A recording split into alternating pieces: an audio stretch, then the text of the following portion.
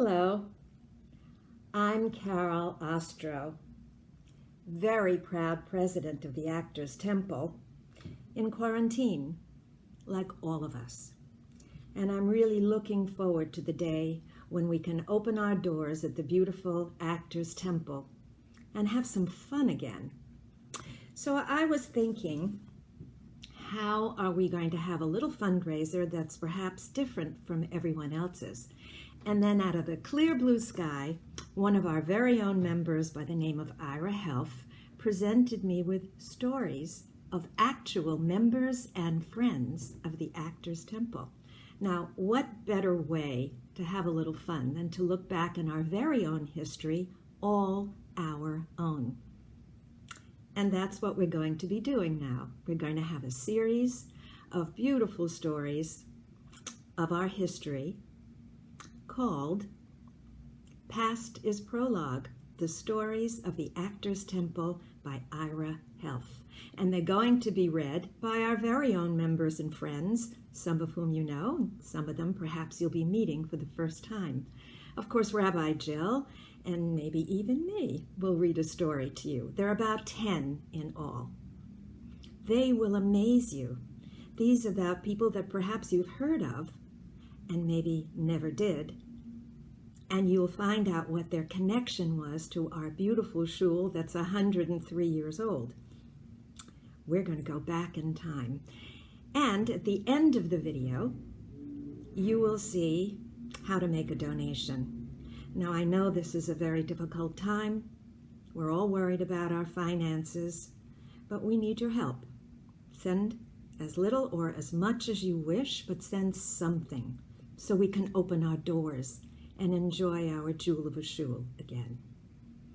And so, I want to leave you with a little thought before we begin our series. My cousin, and I'm bragging right now, my wonderful late cousin, Dr. Carl Sagan, said, and I quote, that we're all made of star stuff, every one of us. And I think you're going to understand that because the stories about people, just normal people who did extraordinary things by your very own members years and years ago.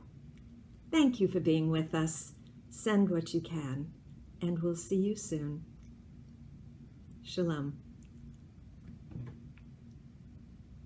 Hello, it is my pleasure to be here and to be part of the project PastisPrologue Stories from the Actors Temple. My name is Ira Health. I have been writing the stories for this project, and it has been my great honor to work with Carol Ostro, who has truly been the visionary for this project. My connection to the Actors Temple began more than 15 years ago. I was at a point in my life when I wanted to reconnect with my Jewish observance. I realized that finding the right congregation was very important. I asked friends for recommendations. One of them told me about the Actors Temple. One Friday night, I showed up for services, and before Shabbat services were over, I knew that this was home. However, nowadays, I live in Palm Springs, California, so I cannot be there regularly. But this shul and Rabbi Jill Hausman are always in my heart. It's a great joy to be writing the stories for PastisPrologue. The idea started a few months ago. I was thinking about Actors Temple and wishing that I knew more about the people who participated in the synagogue's history. I wrote to Rabbi Jill about this idea. She presented it to Carol, who presented it to the board. I was thrilled when the project was approved and overwhelmed when Carol wrote to me with her amazing vision for the project. As I've been writing the stories, a pattern has evolved. Each story is, of course, about someone who had a connection to the Actors Temple. Some stronger connections than others, but nevertheless a connection. Each story is then about an interesting episode or an event within the life of that person. The event or episode is often related to the Jewish community, to the acting profession, or to something about the neighborhood in which the synagogue has been located for 100 years. That's become the framework, and we're hoping to build up a library of these stories. Thank you, Carol Ostro and Rabbi Jill for both of your support of and involvement in this project. I hope you enjoy Pastor's Prologue, Stories from the Actors Temple. Shalom.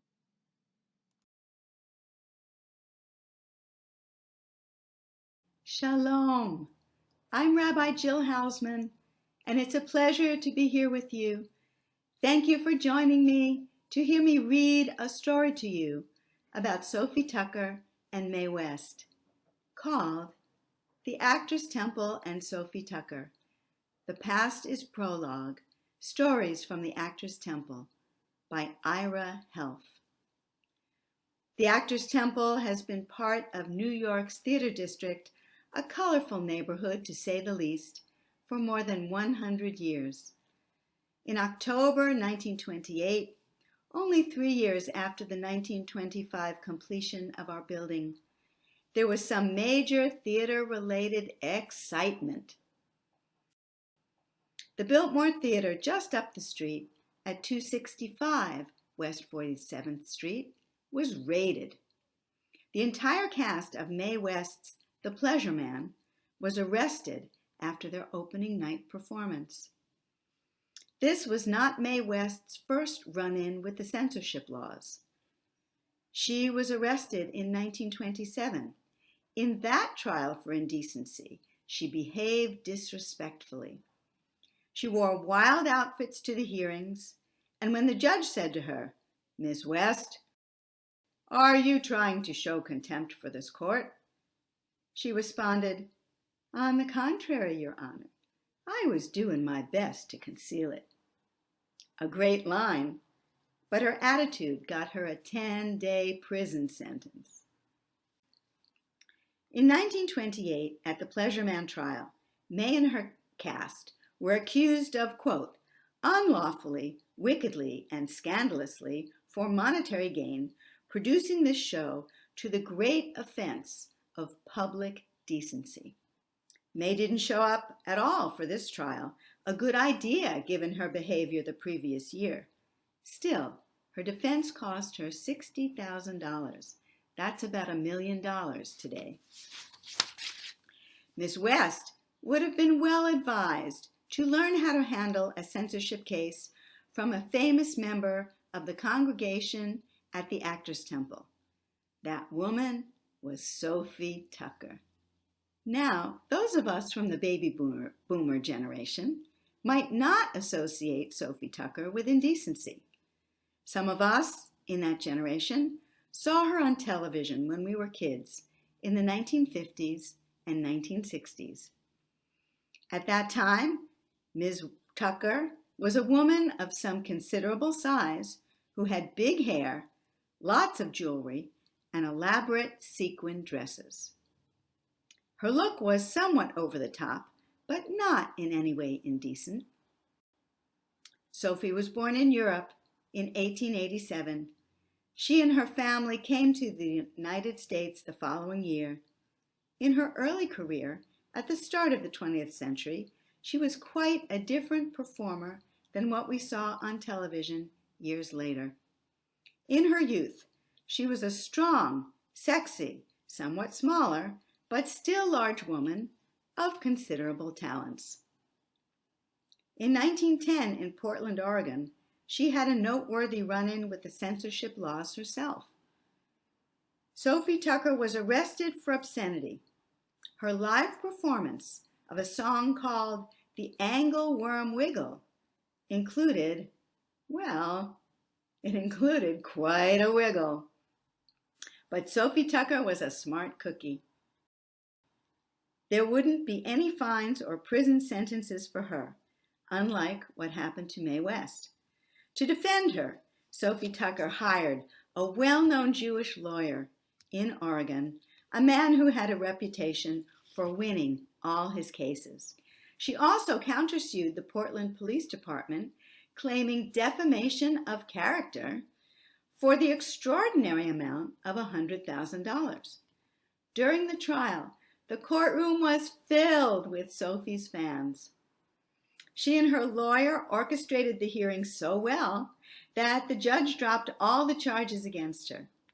she graciously offered to drop the $100,000 countersuit in exchange for an apology. She got the apology. In addition, the city of Portland offered, quote, to reimburse Miss Tucker for any salary lost, unquote. Now that's the way to handle a censorship lawsuit. Sophie Tucker fought for freedom of speech in Oregon and right here at the Actors Temple. Many years ago, Sophie Tucker made a powerful statement for women's equality and the egalitarian religious service. When she began attending services at this shul, there was a women's balcony. The men and women sat separately, as was the tradition in an Orthodox shul, which the Actors Temple was at that time. Well, one day, Sophie decided she'd had enough of that. After being encouraged by another female member of the congregation who wanted to sit downstairs with her husband, Sophie went to the downstairs men's seating and sat right there in the front row. No one stopped her. In the late 1920s, the Actors Temple Rabbi Bernard Burstein, approached Sophie Tucker to ask if she would perform in a fundraising show. She was initially reluctant to do it. Rabbi Burstein asked a few times and still got no for an answer. Then Rabbi Burstein said to her, "Sophie, who's going to say Kaddish for your Yiddish mama?" That made the difference. Yiddish mama, sie macht doch diese Yiddish mama, oh sei wie bitter, wenn sie fällt. Ihr darf doch danken, das, was ihr heute noch weiß ist. Ihr wisst nicht, wie treurig sie wird, wenn sie geht weg zu ihr. From then on, and for many years to come, Sophie Tucker appeared in the fundraising shows for the Actors Temple. Sophie Tucker's colorful life story, with her commitment to human rights and to the Actors Temple, is just one of many stories celebrated in the PastisPrologue Stories from the Actors Temple by Ira Helf.